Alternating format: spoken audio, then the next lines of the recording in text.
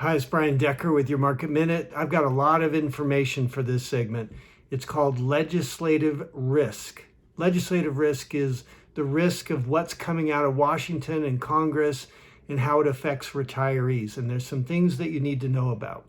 So Americans who've saved all or a majority of their retirement assets in tax-deferred vehicles like IRAs, 401ks, they have agreed to pay their retirement tax bill in the future rather than today. In essence, they've made a bet that taxes will be lower in retirement than they are currently.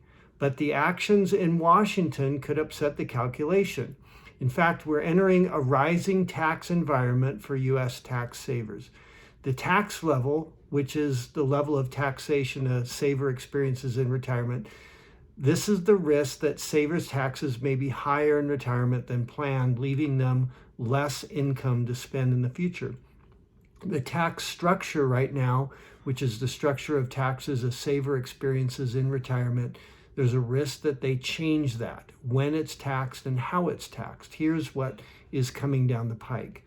Congress is considering, it's not passed, but we just want to give you a heads up. Congress is considering $2.9 trillion in keyword new taxes, some of which were aimed squarely at retirement savings vehicles. Number one, for example, Congress has proposed a new required minimum distribution, raising the RMD taxable income. So increasing the amount, the floor of the minimum, so that they're getting more forced tax revenue.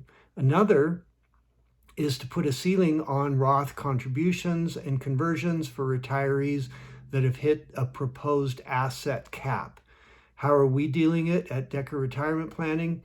We're doing three things. Number one, we try to spend through your IRA as much as possible before you hit your required minimum distribution age. That's strategy number one, so that you'll have minimal exposure at 72 and a half, 73, etc.